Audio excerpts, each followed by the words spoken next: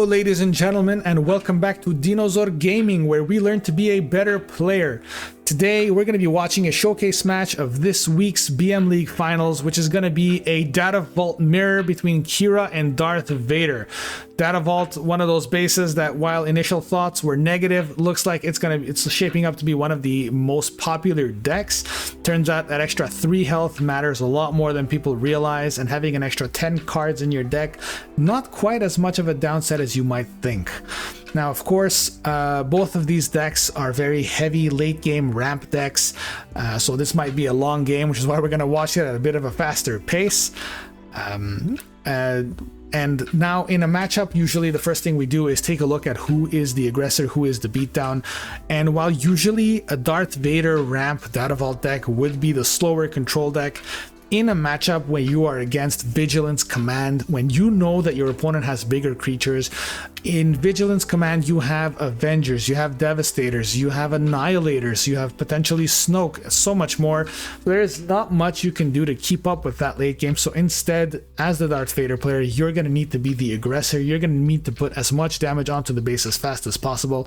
And so we know that the Darth Vader is the beatdown in this matchup. Qi'ra simply needs to survive. So we're going to start off the turn with Darth Vader doing a prepare for takeoff, finding a Devastator and a Kylo's TIE Silencer, and the Qi'ra player does not have a turn 1 play. Not ideal. That said, not ideal. More against faster decks. When you're against another ramp deck, it's really not the end of the world, especially if you have your ramp in your hand. Now we're going to be moving into the second turn, and now both players want to be seeing the same things here. Both players want to see either Resupply or Super Laser Technician. And looks like we're going to be seeing the resupply from the Qi'ra side. Moving up to 4 resources. That means next turn you're going to be at 5, which is going to be just enough for your Qi'ra to flip. However, that said, Qi'ra is not necessarily the kind of leader that you flip as soon as you can, unlike most leaders in this game. Now on the Vader side, we see the Kylo's TIE Silencer come down along with a First Order Stormtrooper. No ramp for the Vader, which is not what you want to be seeing. Being a resource behind in this matchup is very hard. You're going to be fighting backwards as soon as the big creatures start coming in. When you are facing down a Darth Vader, when you only have 6 resources, it is very hard to deal with it. So for 5, we're going to be seeing the devastating gunship come down, get rid of that silencer before any damage can be dealt. And the Stormtrooper is going to be dealing some damage to the base. 2 damage to the base plus 1 indirect damage, which probably will go to the gunship due to the grit. Oh, looks like it's going to go on the base. Now, of course, apologies for the glare on the card, but we know that Devastating Gunship is a 5-cost 3/5 with grit and a when played of defeating something that has 2 or less health remaining, which is what happened to the TIE Silencer. Now, Gunship is a very good card in Qi'ra because not only is it good defensively, but it also helps with the grit and Kira's leader ability. Now, a Viper Probe comes down, taking a look at Kira's hand. We see 2 overwhelming barrages. We see a Vader. We see a Pike Sentinel. That is a scary hand to be looking at. And so it looks like Qi'ra claims. Vader follows that up with a leader ability, dealing an extra damage to the base and to the gunship. And we're going to move on to the next turn. And this is going to be the 6 resource turn for the Qi'ra player and the 5 resource turn for the Vader. Still a few turns away from seeing Vader flip. And we're looking at a 4/4 in space for Qi'ra and a total of about 5 power. And looks like the power on the Vader side doesn't matter. One of those overwhelming barrages we saw comes in. And on defeat of the Stormtrooper, dealing the indirect damage, goes on the gunship as well. With that 2 damage and the grit, that gunship is currently looking at 7 power. 7 damage going straight to the base. That's pretty big for this early on in the game, especially considering that you are not the aggressor normally in the matchup. And we see the Vader fall from the Qi'ra player's hand. Doesn't matter, we had already seen it with the Fiber Probe droid. And looks like potentially a pass from the Vader player. We're going to see a Qi'ra leader ability come in, shielding up that Devastator, and answered by a TIE Dagger Vanguard to remove the shield from Vader. That's exactly what the Vader wanted. That said, that's still a nice 9 damage to the base. And we see the Vader use the leader ability, dealing an extra damage to the gunship. Now that gunship would have died at the end of the turn if it wasn't healed, and so Qi'ra flips in order to save it. Now that flip, remember, it heals everything back up to full and then deals half of their damage, half of their health in damage. So that gunship will end up taking 3 damage. Qi'ra will end up taking 4. So that's another 4 damage on Vader's base, already up to 13 damage. That said, the Vader did set this up perfectly so that Dagger Vanguard can trade into the gunship if necessary. So you are kind of equalizing the board here, which is what you need to do when you're behind on ramp. You need to catch up on resources, and the best way to do that is to stem the bleeding. Now with the initiative, that's exactly what the Vader player does. Gets rid of the gunship with the TIE Dagger Vanguard, and Qi'ra attacks for 4. Now Qi'ra is at 7 resources while Vader is not, so no matter what is played here, we're probably going to be seeing that Vader come down, or maybe something even worse. We see a Stormtrooper come down if the Qi'ra player has a Maul. That's 6 damage to the base, but no, never mind. I took way too long talking. Darth Vader comes down, searches the top 10, can search for anything up to a cost of 3, any combination. Quite a few options here in a Qi'ra deck. Lucky us, the player shows us what he found and goes with an Inferno 4. No 1 cost to round that out, unfortunately, but that's okay. You're already very far ahead on the board. That Stormtrooper is dealt with, 2 damage on the Vader, with 1 indirect being dealt wherever the Qi'ra player chooses. Probably going to go on Qi'ra to boost that power up even further. That's exactly what we're going to see. Now for 3, we see another TIE Dagger Vanguard come in, dealing 2 damage to the Qi'ra. Yes, that puts the Qi'ra at 7 power, but only 1 toughness remaining, so the leader ability of Vader comes in, finishes Qi'ra off, and deal an extra 1 damage to the base. Now looks like we're going to move into the next turn. Finally, the Vader player has caught up to the 7 resource turn, which is the key turn for Vader. That's when you can not only flip your leader, but also be paying your own Vader, your own big threats. And now knowing that your Vader is probably about to die here, Qi'ra player swings in with it first so you can get some damage out before it's dealt with, which is exactly what you should be doing. All those little chip damages going in from the Qi'ra have put the Vader's base at 22 damage already. 22 out of the 33 necessary. Not a position you want to be in as Vader. Now we see a Pike Sentinel come down, and it is answered by a Vader. Looks like that TIE Dagger swing from Vader was just enough time for Qi'ra to protect his Vader, because otherwise that Vader was going to defeat your Vader. Wow, I'm going to be saying Vader a lot this turn, especially because Vader is probably going to be using his leader ability or flipping. So we see the Vader ambush come in, get rid of the Pike Sentinel, bring in a Super Laser Technician. Not necessarily what you want to be seeing from your Vader, but it is still an extra body on the board, prevents something like an Avenger from coming down or a Power of the Dark Side from getting rid of your big threats. But look at that, the Qi'ra player was holding on to the Rival's Fall for the Vader flip. Darth Vader deploys and is immediately defeated. That is terrible for the Vader player. That is not what you want to be seeing. You're already behind on the board, and you're not getting a chance to breathe. That said, Vader does get the initiative here, so hopefully we'll be able to deal with the board a little bit. Now for 1, we're going to be seeing a Force Choke. Force Choke lets Qi'ra draw a card but gets rid of that Vader. Only costs 1 because you have your own Force unit already. That's pretty good. While your opponent is drawing a card, you're also dealing with one of their units for a very cheap cost. That said, the Qi'ra player is up to 9 resources. Looks like that doesn't matter. We're going to be seeing a Fell the Dragon get rid of the Darth Vader. That is exactly what you want to be seeing as the Darth Vader player. You don't want to be falling into 2-for-1s. You want to be able to get rid of your opponent's cards one at a time, and getting your Darth Vader Fell the Dragon when you've already not only ambushed and dealt damage, but also found a second card. You're getting incremental advantage. And honestly, in a game like this, when both decks are playing a long game, your most important resource is not necessarily your base health.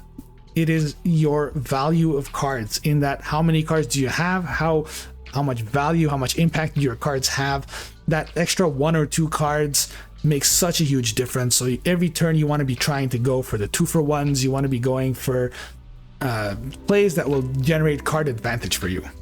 Now that said, the Qi'ra player puts in a Chaotzen, reveals Vigilance, putting it only at a 3/3, but that should be enough to put a bit of a roadblock.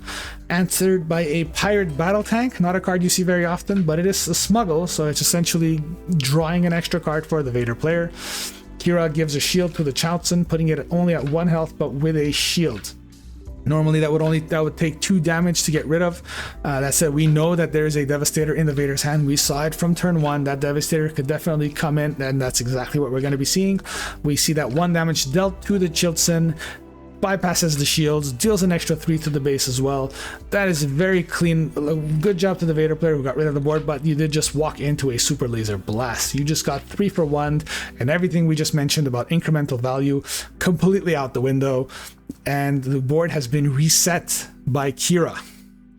Now that's exactly what you want to be seeing as Qi'ra. You're at the late game stage where people are running out of cards in their hands, they're running out of threats to put, and your deck has a lot more threats than the opponent's, especially now with a Pershing down. It's going to let you draw an extra card each turn. It is up to the Vader player to find a way to deal that remaining 18 damage to the base without taking an extra 11 on your own. Now we're going to see for 8, a Reinforcement Walker come on down for the Vader player, letting him either draw an extra card to keep up that card advantage, or to simply heal 3 from their base. Looks like they choose to keep it in this case, and to match that, the Qi'ra player is going to draw a card with Pershing.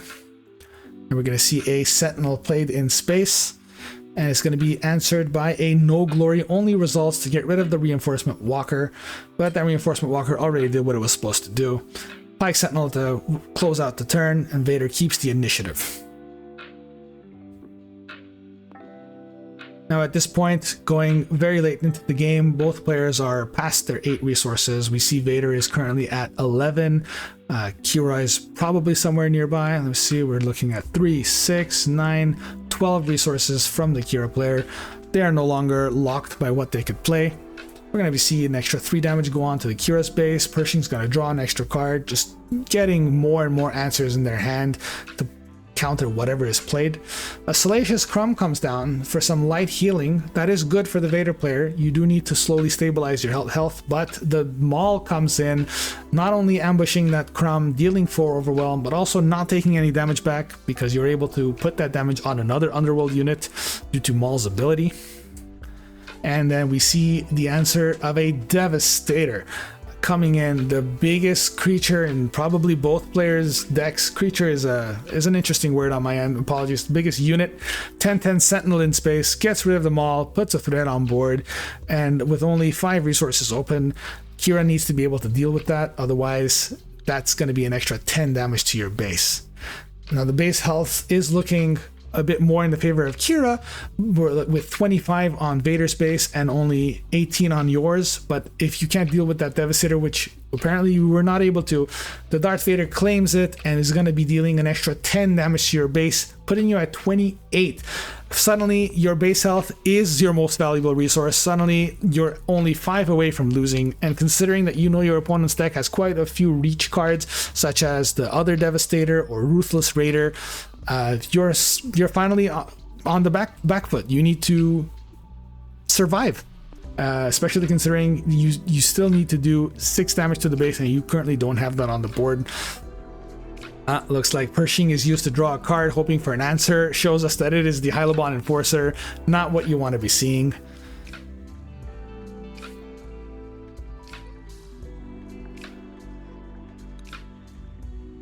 But with all the cards in Qi'ra's hand, there's a very high likelihood to have a way to deal with that Devastator. We know that this deck runs a bunch of Power of the Dark Side, Fell the Dragon, Rivals Falls, so many other tools. We see a Prepare for Takeoff on the Vader side again, finding another Devastator and a Kylo's Tie Silencer. So even if this Devastator is dealt with, there is enough resources to play a second one down. So probably removing it right off the bat is not the play here, unless you have a second removal ready for that already. Your best option here as Qi'ra is to stall out the turn, find a way to make your opponent play a card first. That way you'll have a better view on what kind of removal you need to use, and that's what we're going to be seeing here. The Qi'ra leader ability used to give a shield to your devastating gunship, boosting it up to 5 power. We did already see earlier that there is a second overwhelming barrage in the Qi'ra player's hand, so that is an option here to get rid of that Devastator. And so now for 8, we're going to be seeing a Reinforcement Walker come in and heal the base for 3. So now that you know that the other Devastator can't come in, Overwhelming Barrage comes down. Perfect. Probably going to be dealing the 7 damage to the Devastator. That's right. There we go. We see 7 damage dealt to the Devastator. That opens the way for the Vigilance that we saw earlier. And we're going to be seeing a leader ability from Vader. I don't think the player was able to do that. That is an illegal play. We didn't get any villainy cards played this turn. We only saw Prepare for Takeoff and Reinforcement Walker played. None of them are villainy. That said, I don't think that matters at the moment. Vigilance is used to get rid of the Devastator, and the massive amount of damage is dealt to the base, leaving your opponent at 32 damage on base. Looks like the Vader player simply concedes this first game. There's not much you can do at that point. There's too much on the board. You don't have a way to deal with all of it. And they're going to move on to game number 2. Now, while these players are going to be deciding what to side and preparing for game number 2, we're going to go ahead and take a look at their deck lists real quick. Now, don't worry, folks. We're going to be taking a look at the deck lists at the end of the video as well. So this is just going to be a brief glance. So we see here, as we had mentioned, there's a lot of removal in the Qi'ra deck. What we are going to focus on now is the sideboard, on what potential cards they could sideboard in. We see the Annihilator here, which is a very interesting card for this matchup, considering that most of the end game for Vader are Devastators. Whether that's the Command Devastator or the Aggression Devastator, it is still the same card. So if you are able to pull off an Annihilator on either one, you get rid of all 6 cards from their deck, from their hand, from their board. It's a pure annihilation. I'm not even sorry for the pun. And then we also see 2 Relentlesses, which could be useful. There's quite a few events in both players' decks, so having that Relentless down kind of prevents your own units from dying. It can prevent an Overwhelming Barrage. It can prevent a No Disintegration. We also see Palpatine's Return, which could be useful in if you are going to be playing that late game value game, having an extra 2 Palps returns that you can be using on anything, not only Force units, but you can also be using that to bring your Devastators and your Avengers back. It'll just help you outvalue your opponent. We see another No Glory just to round out more removal, and some top targets. Top targets probably not necessary, as you have quite a bit of healing already and you're not against an aggressive deck. Now on the Vader side, let's just go ahead and pause this real quick. On the Vader side, we see that the side deck has a couple of Overwhelming Barrages, which is very interesting because usually in a Command Villainy deck, you see those main deck, but there's not a single main deck Overwhelming Barrage in this deck, which is quite an interesting decision considering you're playing a Data Vault deck with 60 cards, still no room for those Overwhelming Barrages apparently. That said, there is a 3rd No Disintegration and the Relentless, which could be very useful in preventing some of those single target removal events that Qi'ra is playing. And we do also see a Salvage. There's 2 Salvages in the main deck and 1 in the side deck. Salvage is going to be a very good tool in this matchup, especially as we mentioned earlier for the Qi'ra, being able to have some recursion for your ships that have been destroyed. And more importantly, even if an Annihilator is played to get rid of your Devastators, you could still salvage them back from the discard. Alright, now all that said, let's go ahead and jump right back into the games here. Now in game number 2, with the players having sided, the matchup might have changed a little bit. The Vader could have gone for a more aggressive approach here, which is what you want to be doing. That said, the first game was probably lost on the back of ramp, considering that the Qi'ra player was able to ramp but the Vader wasn't. Always being a resource behind is very hard to play with. Now, the Qi'ra player shows their hand after the mulligan and shows that there's once again not a turn 1 play, not what you want to be seeing, but once again it turns out it didn't really matter last game. And so for the turn 1, Darth Vader is going to be using a Viper Probe Droid, and he's also going to be seeing this hand, and that is a scary hand. Yes, no turn 1 play, but 2 ramps, meaning it so that you can skip your 4 resource turn and your 6 resource turn. You're going to be jumping from 3 to 5 to 7, and considering that we saw 2 7-cost cards in the Qi'ra player's hand, that is an almost perfect hand that you want to be seeing in a slow matchup like this. So into the second turn, Super Laser Technician is played, Viper Probe Droid answers with 3 damage on base, and a resupply is played. So at least this time the Vader player is able to ramp and keep up, at least partially. We'll see if there is a second ramp. So that Super Laser Technician deals the damage to the Viper Probe Droid, And look at that, Vader answers with another resupply. It looks like both players are going to be double ramping this turn. Both players are going to be speeding their way to the 7 resource turn. This is what you normally see in a matchup like this. Both players just want to get to their late game cards. They just want to be dropping big unit after big unit, just slapping each other with their wallets. That's what card games are all about, folks. And so we see a Salacious Crumb and a Stormtrooper on the Vader side. Very aggressive, well, very is a stretch. A bit more aggressive than last game, which is what you want to be doing as a Vader. Even though you've ramped, you still want to be the one to be dishing out the damage. And so we see with the initiative, Darth Vader dropped from the Qi'ra player.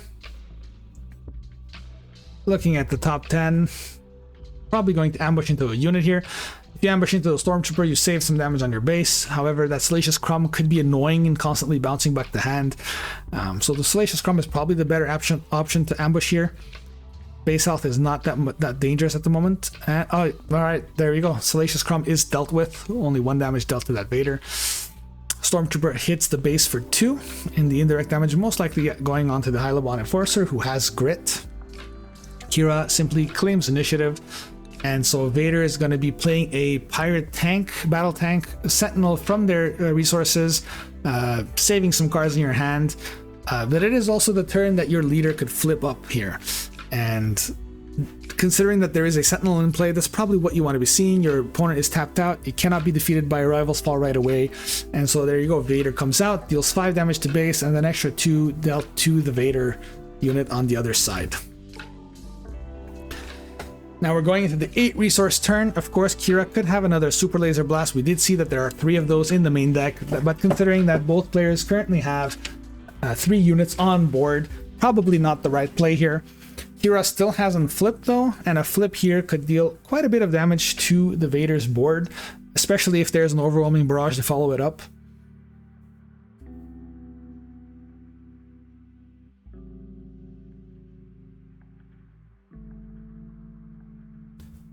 Now this is a pivotal moment here. The Qi'ra player needs to think carefully, because at this point, with such a big amount of units in play, a single misplayed card could be the difference between a win or a loss. If you don't deal with what's happening right now, the Vader player could snowball out of control. And so we're going to be seeing Qi'ra use the leader ability, dealing 2 damage to one of their units and giving a shield. You could use it on the Hylabon Enforcer due to the grit, but nope, looks like it's going to go on the Vader. Vader now at 5 damage, being a 5/2 with a shield. We do know that the Qi'ra player does have a Maul in hand, however, and knowing that the Vader player attacks with the battle tank, so it doesn't immediately get defeated without dealing damage. However, while Maul is a good play to get rid of the Sentinel, it is also a very dangerous play, because we know that it is the 8 resource turn. We know that there is a Devastator. So if you play a Maul here, it could be answered by a Devastator, which not only gets rid of the Maul you just played, but also gets rid of that Vader that you just gave a shield to. Indirect damage does go through the shields. So you probably want to be using that shield before it's bypassed. Well, looks like we're gonna be seeing that Maul come in, get rid of the tank. 4 damage on that Maul. Now it could be dealt with either by the Devastator that we mentioned, or by simply the Vader leader attacking, and that's exactly what we're going to be seeing. A Devastator does come down, deals 2 damage to Vader, 2 damage to Maul, and both of those 7 drops that we saw right off the bat are dealt with. Now the Hylabon Enforcer is able to dish out the damage necessary to kill off that Stormtrooper. An extra indirect damage is dealt to the base. Vader also attacks the base, dealing the extra 2 damage needed to get rid of the Enforcer to draw a card. Qi'ra does claim initiative though, because now Qi'ra didn't have a choice. Yes, you didn't attack with your unit, but at this point base health is irrelevant. There's only 1 damage on Vader's base while there's 20 on yours.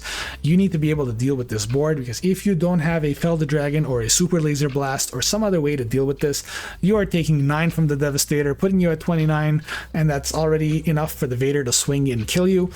And even if you cannot kill the Devastator, if you get rid of the Vader, same problem. Yes, you're not dead this turn, but can you come back from that? It's going to be difficult.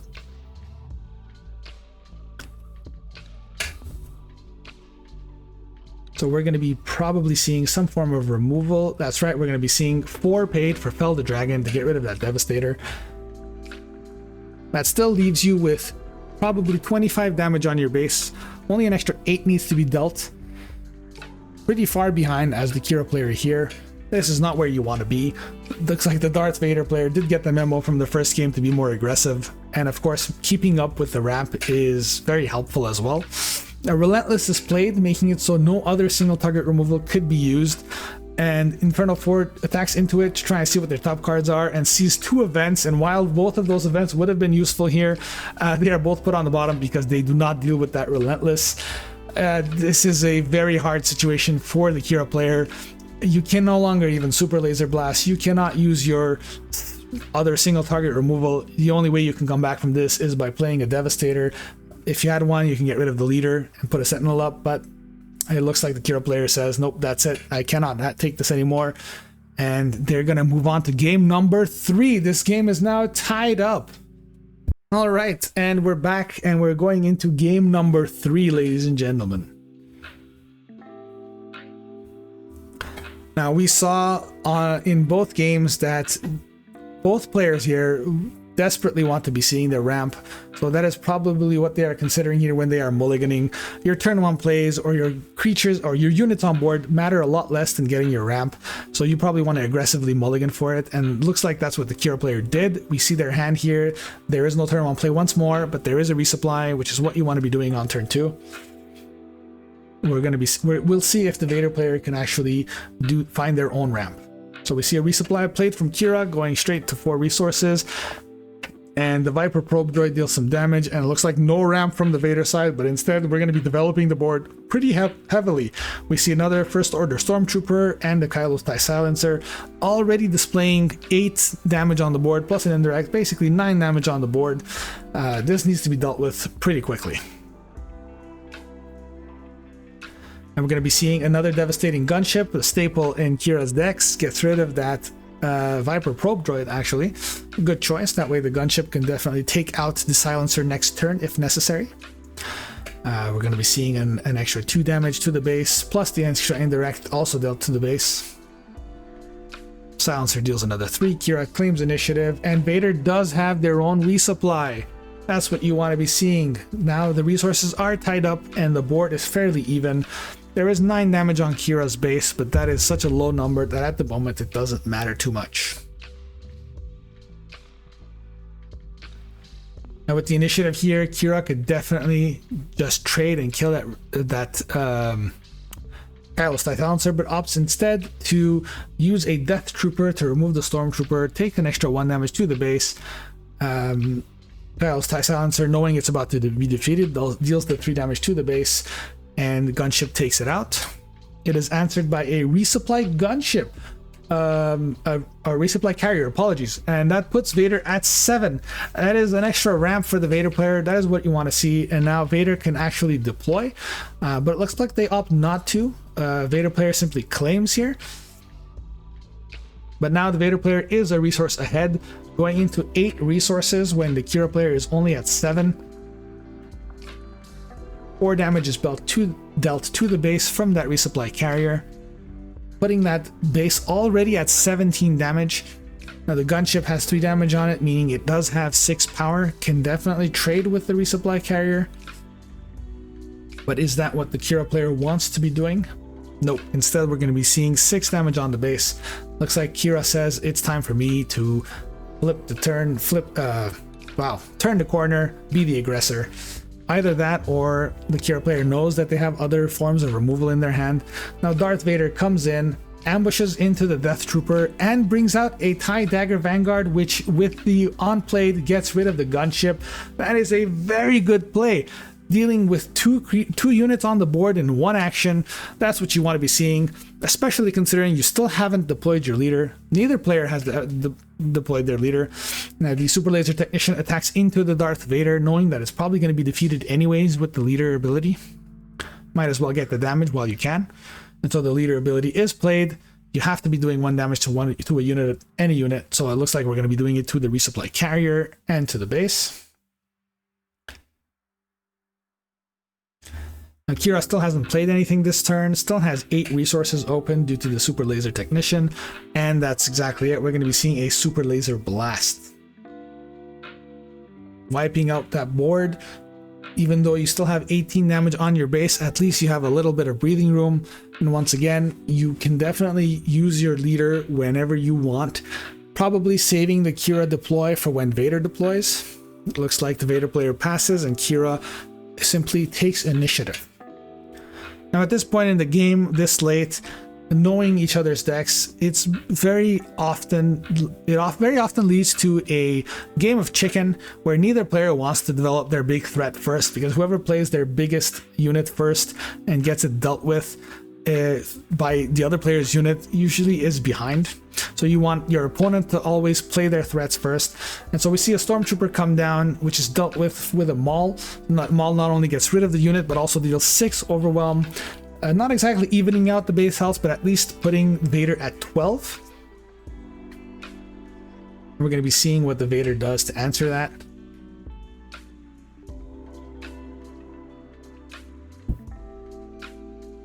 And so for 8, we're going to be seeing a Devastator. That Devastator could potentially get rid of the Maul and do 1 damage to base, or it could simply do 4 to base.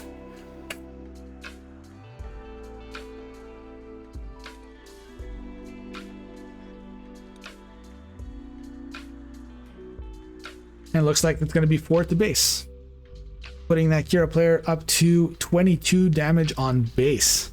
Now, of course, Qi'ra has to claim here in order to take initiative and deal with that Devastator in some way.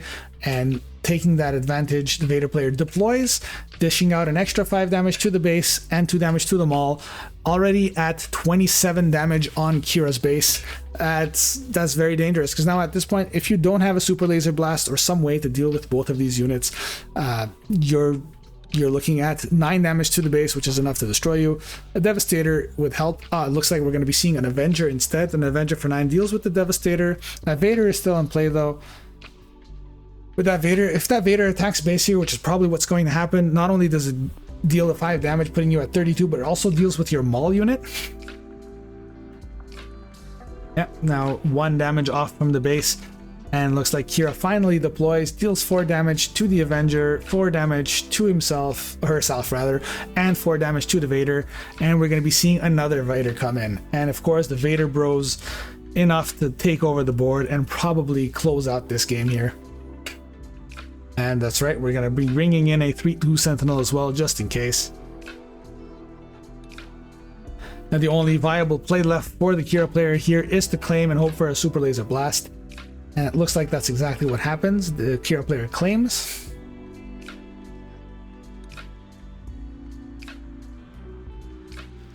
Well, they haven't scooped yet, so they have clearly some form of answer in their hand.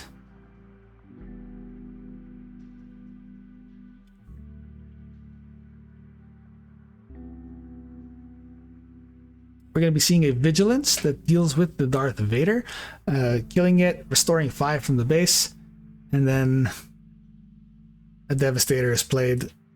And it looks like players are at this point simply discussing it. The game's over. Qi'ra player says that's enough. You can stop beating me up. And so with that, Vader takes the game, takes the match, and takes the day. All right. And that said, let's go ahead and show you guys the deck lists here. While I show you the deck lists, I'm just gonna have to say thank you so much if you made it all the way here. Thank you for watching. I always appreciate your support, and if you haven't yet, it would really help me out if you could like, comment, and especially subscribe. Thank you so much, everybody. Let's go ahead and take a look at the Vader deck list. And all right, thank you very much, and I will see you guys next time.